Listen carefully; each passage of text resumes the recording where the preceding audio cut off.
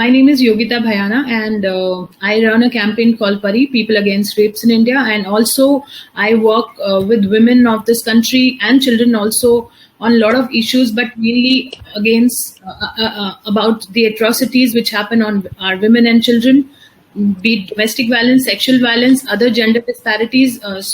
I've been doing it for last 12 years, but the Nirbhaya case particularly changed the whole scenario of my life, discourse of my life, and I took it as a mission to work on these kind of cases, and I work with rape survivors. I can't count the numbers of survivors I've reached. Every day there are cases coming up, and we try to be there. I try to be there. And latest, also, you must have heard about this COVID center had one episode of sexual violence, rape against a 14-year-old girl who was raped inside the center by another inmate who was also admitted for COVID. So these are the kind of cases come up every single day to me, and I really have a vision to kind of work on this issue, not only the sexual violence, other gender disparities, and other gender issues as well. So I've been working for last 12 years now. Hi, my name is Dia Mirza, and I'm an actor and producer from India. I'm also the United Nations Environment Program Ambassador and an advocate for the Sustainable Development Goals. I'm very grateful to be having this conversation with Yogita today, where we will be focusing on gender-related issues and working towards making this world a safer place for women and children. So, Dia, it's a great pleasure to interact with such a diva. You've been always standing up for things like environment. Definitely, it's your passion. But about other issues also, I've heard you many times. I just want to know from you that how do you see Bollywood's social responsibility on this particular issue which we are discussing today, which when it comes to violence against women, whether it is domestic violence or sexual violence, how do you think that where they stand, other than making comments on Twitter or other platforms of social media, do you think they add some value also where they can kind of do their bit to avoid such crimes, real-time solutions they give through their movies or through their cinema? Absolutely, Yogita. I can think back to some films that were even released in the 80s. One such was called Damini. But can we do more? Yes, we can. But I do believe that there is a proactive initiative that many people in cinema take. Writers, directors, actors who also campaign for organizations, work with organizations that are championing the cause of women's safety and security. I also do remember that when the whole Nirbhaya case happened, how many of us came forward to, rally around the cause, talk about it, raise awareness, and question the way things were happening. So, can we do more? Yes, we can. But are we doing nothing at all? I think that would be an unfair assumption. I do believe that, I remember even during this lockdown, one of the first few short films that was made, because when the pandemic struck and this whole lockdown occurred, we discovered that there was a significant rise in domestic abuse in India as well, across the world, but also in India. And there are many organizations that I think gained tremendously by associating with artists and people in cinema to raise awareness, to raise funds, to help organizations that are helping women. And Nandita Das, who's a friend of mine, also made a very compelling and a very powerful short film about this. So, Dia, I wanted to ask you, do you think it's a time to do away with item numbers and like these this kind of objectification of women? Because personally, when I see movies where women are objectified and the lyrics such as like even that Tangri Kebab and Chabaja Mujhe and all that, it really hurts me because I'm an activist working with survivors like as small as 1 month old, 4-year-old, 2-year-old. When I see that how much we are fighting as society, as NGO, as individuals, and when we see such lyrics and we see such songs, it really hurts. It bleeds, the heart. So, I completely agree with you, Yogita. it hurts me just as much. I think it's terrible, and we definitely need to rethink the way we treat our women and our female characters in film. But I think it's important also to acknowledge the fact that there are different kinds of people that tell stories and are a part of this, the process of filmmaking and cinema. And a lot of what is made is a representation or reflection of an individual's understanding of what is happening in society, their response to it, what it does to them as people, how they want to imbibe the lessons that they're learning and then therefore convey that through their cinematic journeys. And then there are some people who don't really think about any of that and treat films like a mass entertainment business that is supposed to cater to a vast audience. And unfortunately, there is a very large part of the audience that loves this kind of narrative, and it is disgusting. It is deeply offensive, and I really feel that more and more of us need to continue to come forward and refuse this kind of narrative and make it very apparent that this is unacceptable to us as women. And I think the good thing though, Yogita, is that more and more actors, especially female actors, are refusing to be a part of such narratives, are refusing to allow themselves to be treated as window dressing, are refusing to be objectified. One thing is a celebration of sensuality. There is nothing wrong with that. But there is a completely other narrative, which I know that you're referring to. So whether it is the lyrics of the songs that are being sung, we need to continue to call out such singers. We need to continue to call out such lyrics. We need to continue to call out any narrative that is counterproductive to the work that you are trying to do and what it is that you're trying to achieve. And that is disrespectful to women in any way.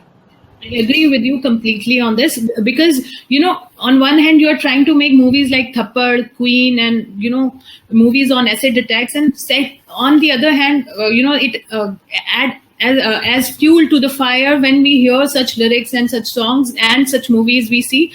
And, the boys' locker room story, they should now come out and speak something respectful for women. And our country has a big issue with mindset, the social fabric, which really believes in that women is an object. So any which ways we are going through this crisis, that definitely adds as a fuel. So what I wanted to just ask you another question related to this only, that don't you think so it's a high time to now, kind of normalize the bodies of women, like we are equal, not like talking in the corner, making a group of boys and just smoking cigarette and talking nonsense about the body of women and objectifying it and talking about the body parts. It's a high time to do away with it. And Bollywood really influence, and especially male actors, I would say that they should also now take this pledge on not to showcase such things. Do you agree with me that it will really help? Celebrities can influence such things? Oh, absolutely. By all means. By all means. But I also do know that there are lots of male actors who are taking proactive steps to... I remember a very powerful, acceptance that Amir Khan made on Satyamev Jayate when he was interviewing Kamla Bhasin ji, and they were talking about gender equality. And, he acknowledged how many of the songs that he was a part of as a younger actor that could have propagated the notion that stalking is okay, normalizing stalking, or so I think as we evolve, as our exposure improves, as actors and artists understand what is happening, what the ramifications of their choices are on society, they will learn from that and make better choices. And when an actor as powerful as an Amir Khan socially acknowledges such a thing, and he says that I will no longer be a part of something like this. And I apologize for being a part of songs that were disrespectful to women, or conveyed a narrative or celebrated a narrative that puts women in harm's way. It's a big thing. And I do believe that, even actors who understand this basic reality, that everything stems from respect. So much of what we're talking about, the wide range of issues, whether it is the harassment on the internet, you mentioned the locker room story. There are, I mean, as an artist, Yogita, I can't tell you how often I have to bear witness to language that is distasteful, that is disgusting, online. So whether it is online harassment or physical harassment, mental harassment, it's a very complex issue, and it's not limited to India. It's happening all over the world. And women have to rise. We have to come together, and men have to rise along with us and support us, and acknowledge if they've done something wrong, apologize for it, and then fix the way they look at women, the way they treat women. There are so many. I mean, there's so many things that men and women say so casually about each other as well. Simple statements like "Don't be a girl." It's a mindset thing. It's the way we think. These things have to change. So when we're talking about the survival revolution, we're talking about gender equality, we are essentially saying that man and woman, both genders, have to understand that the most important thing is respect. How we treat each other matters deeply. I mean, there are so many paradoxes that I'm sure we will talk about even when we speak about, the role of women in the Indian context. At one hand, we worship women. At the other hand, we have men raping babies. I mean, what is the mindset and the psychology that drives that? It's a deeply problematic issue. Does it stem from patriarchy? Is it a sense of entitlement? Is it a sense of power? Is it just mental illness? It could be many things, right? But I totally believe that change is only possible when individuals begin to change. And that change happens only when we truthfully look around us and ask of ourselves, how are we participating? What are we lending to this narrative at an individual level? And it can come through the work that we do, the way we speak, the way we conduct ourselves, and the choices we make every day. I totally agree, and I echo the same things, which you mentioned about right now, that gender sensitization, all spheres of life, not only you mentioned about Amir Khan. Yes, definitely, he's one actor who stands for everything. But there are other actors, not only Bollywood industry, every industry, you beat even the households. So it is about the mindset which has to change. Knowingly or unknowingly, definitely even women, men both promote gender inequality. Like we also kind of sometime in our prayers to Lakshmi ji, say the Andhan ko putra det, Nirdhan ko maya ko putra comes there. And in our textbooks, I have been personally fighting with HRD ministry. I have written personally, I have given 1 year of my life dedicated to write. Those textbooks have big issues. With Kamla ji also have interacted many times. So, we have textbooks saying Kamla, the girl child is playing inside with the doll. This is our textbooks, So, the whole education system has to be gender sensitized, gender inclusive. Absolutely. So I think really there are many things, right? And we know this for a fact, Yogita. Unfortunately, sex education is not really a part of our education system. Taboo. I think it's such an important thing. Absolutely. When we talk about making men and women comfortable, accepting, respectful of each other's bodies, it comes from the way we raise our children. It comes from the kind of environment they have at home, the way they see their parents and their families and the values they have in their spouse and conduct themselves with. And then, of course, a very big part of that influence comes from the education system as well. So that's another area that we're lagging behind in. You know, we are so shy or so unwilling to allow ourselves and to empower our children with the right knowledge, that unfortunately, you know, because they don't have access to right information, they end up doing things that are, you know, as detrimental and damaging as they are, because they're misinformed. They just don't know better many a time.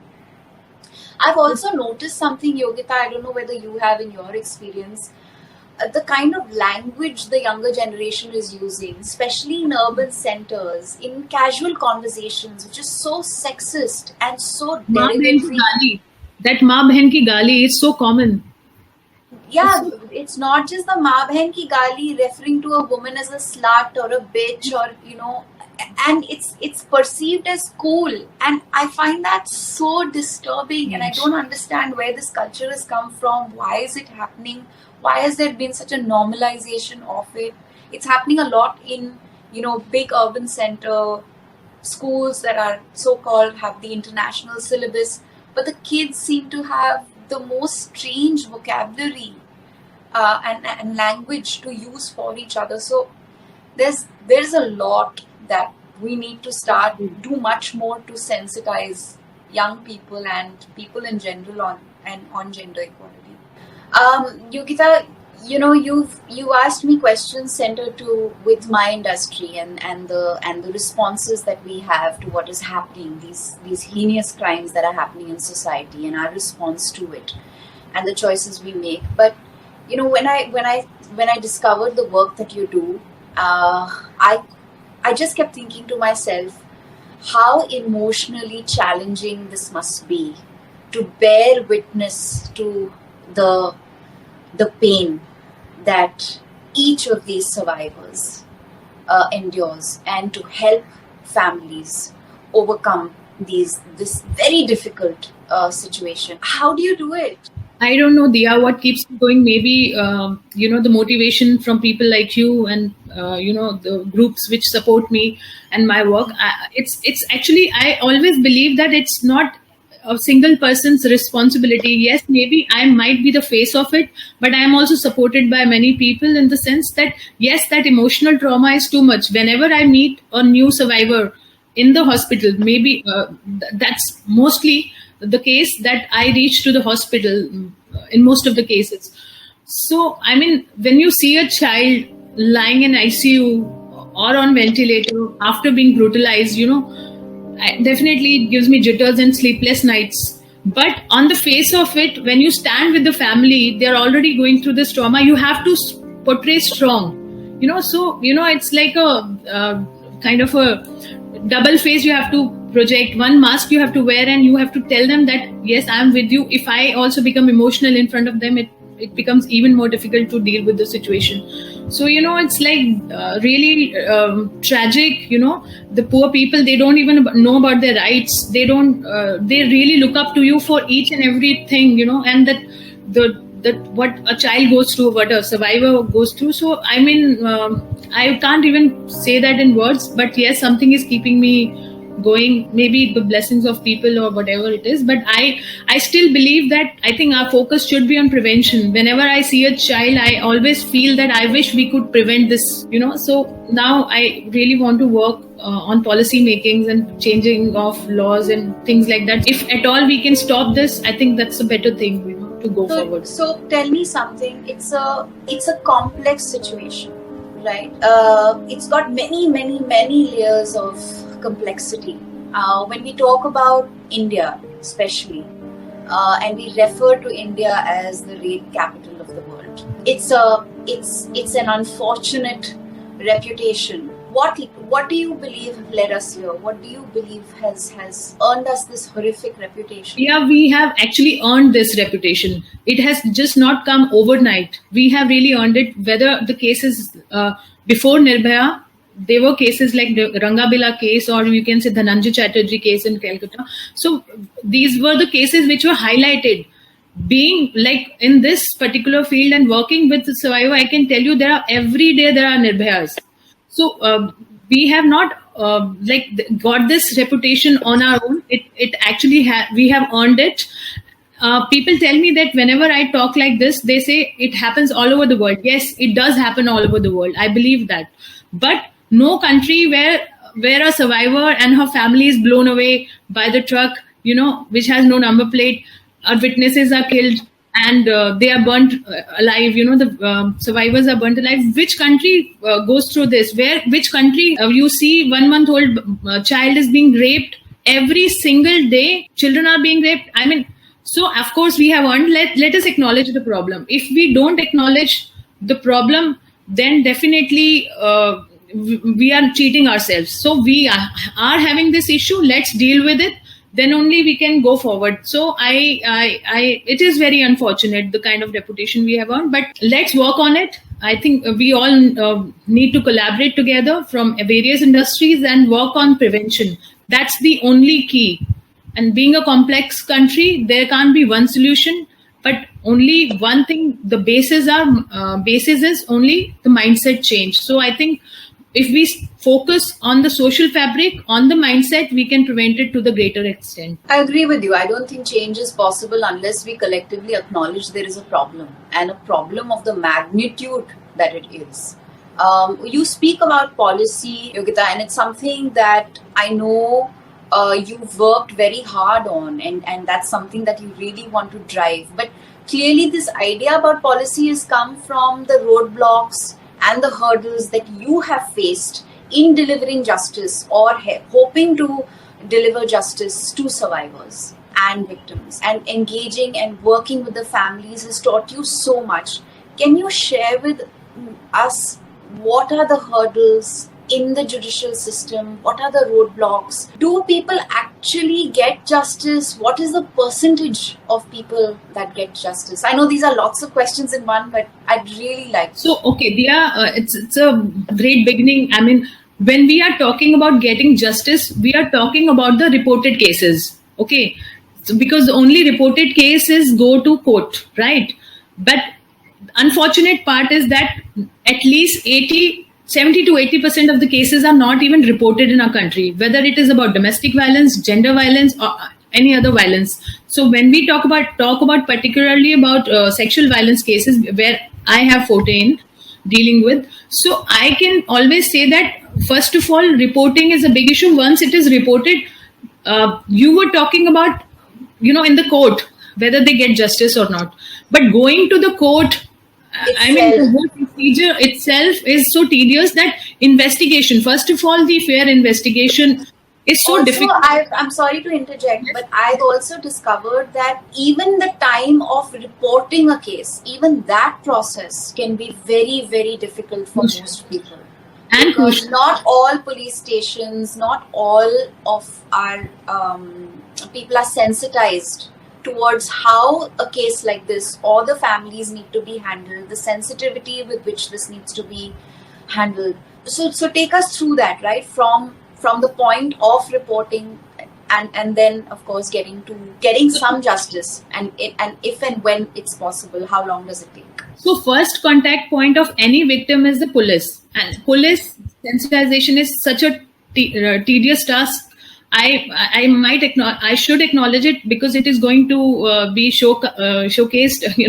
I do police training. It is difficult to convince them on gender sensitization. Their mindsets are also already so rigid. That's why we say that start from the school and basic, on the childhood level itself. But when we do trainings, they are already very stiff in the mindset. When a case is being reported, they first of all they resist. Police itself resists to file an FIR by pressure or by engaging activists like us. Even if we can manage to get the FIR registered, then comes the investigation part. So investigation completely lies on the inquiry officer.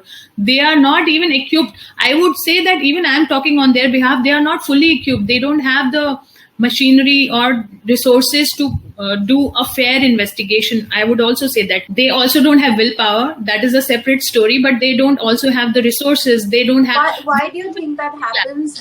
Why do you feel they lack the will? Some people lack the will to investigate. Yes, that's again gender sensitization. They don't feel that this issue is sensitive enough to kind of handle with care. I have seen personally when I was in hospital, I don't want to quote the policeman here, collecting the evidence in a polythene bag. What kind of a report will come, that too also takes 1 year now, at least minimum 6 months to 1 year to get the forensic the test report, if it is not a highlighted case. So mainly we deal with not so highlighted cases. So I'm talking about the average normal case, which will take 6 months to 1 year to get the investigation report. Do you think we'll get the right report? And then how can we ask? Our legal system is weak. First of all, the public prosecutor, that person has to represent the case. State has to represent the case. I mean, then we know the quality of the lawyers. Again, I might be putting myself into trouble by revealing all these things. But then comes the judge, and then again depends on the wisdom of the judge. So the whole complexity is the journey itself. And how many people get justice? 27% is the average of reported cases. So we are talking about the reported cases. And I earlier also said that 80 to 90% of the cases are not even registered. So, I mean, what are we talking about justice in this country? It's a far-fetched dream. It's a far-fetched dream. So that's why again and again we talk about prevention. It's better to work on prevention and prevent even one rape case or one domestic violence case rather than working behind the case and trying to get them justice, which I don't promise to my survivors. I just tell them that I will be with you, but the system is so complex that I can always say that I will be with you till the end. But whether you will get justice, we will try. But that depends on the investigation, depends on the forensic test, which is not in my control. That's why I want policies to change in this country, things to become more, kind of resourceful for these people to get justice. So, what kind of policy change are you hoping for? I remember the Justice Verma Commission after the Nirbhaya case put together a very robust policy. What do you think is the gap? And what is missing in the policy? Gap between the policy and the implementation, and what is the policy that you would hope? You rightly said that implementation is a problem. So definitely I myself also was part, not like officially the part, but I also went through the Justice Verma Commission's recommendation, and the ideas were given. But very powerful recommendations. But not everything has been converted into into a policy as yet. There were laws changed, but not to that extent as it will bring about a change. The last year, the ordinance also came against the POXO cases, the stricter punishment. But again, as I said, implementation is the issue, and there are still recommendations are not yet converted. So we are also pushing, as activists, we are also pushing the same. We are not bringing about new things, We want those particular recommendations only to be implemented well and also the resources, as I discussed, should be given. And the fast track courts are not working in the real fast track time, so these are the various issues. I can go on and on and on, but there will not be end to. I understand. A lot of what you're saying to me it seems to repeatedly come down to mindset and will. Absolutely. And I think now is a good opportunity for us to discover from you. I mean, given your experience on the field and the nature of cases that you deal with, these are questions that haunt me, and they're beyond me, because I just don't understand how it's possible that we culturally worship goddesses. We have. We worship our rivers. Most of our rivers are female, are named after female goddesses. This dichotomy in the way we treat women, despite the fact that we worship women, the female form. We're also culturally taught to respect our mothers and our sisters. So why does somebody else's mother or somebody else's sister become a person or a human being that is not accorded the same kind of respect? Why do you think this dichotomy exists? Because it's extreme hypocrisy of our country. Let's acknowledge again. We worship, as you rightly said that, but what is there behind it? Like when we read the textbooks, as I said, even Ramayana, the whole existence of Ramayana and Mahabharata is to safeguard the whole existence of women, the Sita and their character Draupadi. So I myself fail to understand this country who celebrates Dashera, killing of Ravana, who try to even not that he touched Sita. I feel Ravana was a lot more respectful to Sita. Yes. He never touched her. Yes. For all the time that he had abducted her for, even though he abducted her, yes, gave her the respect. He didn't ever try and assault. And then, of course, Sita had to walk through fire to prove. Dia, I want to ask you that you've been already adding so much value to this particular cause of environment. But how do you think you would like to associate? I mean, I'm sure you've been doing enough on this cause also. What are your ideas? What do you think towards the end? What do you think should be done, and how do you support this? Yogita, I think in some kind of reference, I didn't mention it earlier in one of my earlier answers to your questions. I do believe that, change comes from individual choice and what it is that we support and what it is that we refuse to allow. And it's really about, yes, supporting organizations, activists like you can go a long way. And I do believe that many more of us should come out in support of the kind of work that people like you are doing. But it also is about what choices I make as a woman every day. What is the narrative I choose to build every day? What is it that I refuse to allow and accept?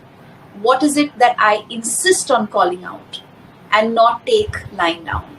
So when we talk about mindset change, we talk about real change, it all has to stem from the choices we start to make as individuals. With our awareness growing, with our consciousness improving, we need to start doing what is necessary to make the world more gender equal and more gender sensitive.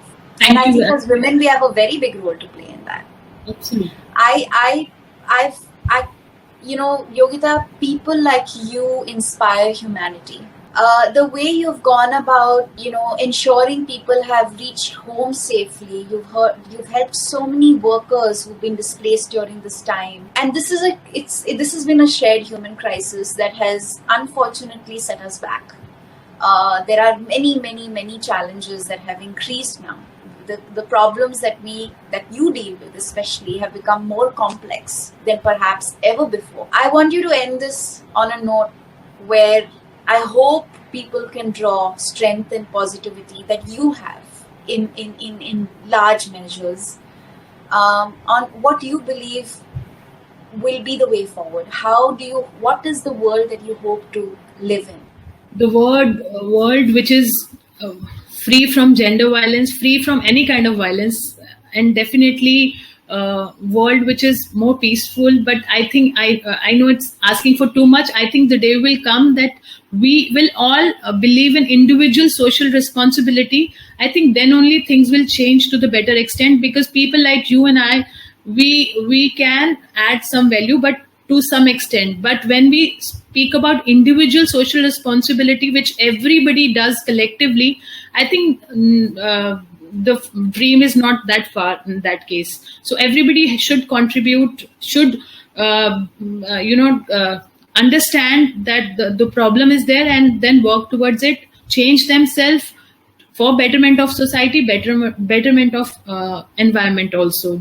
Thank you, Yogita. It's been such a pleasure talking to you, and thank you for being such a big inspiration. Thank you so much, Dia, for coming forward on this particular issue. Thank you so much for watching. If you would like to make a difference, please click on the link below.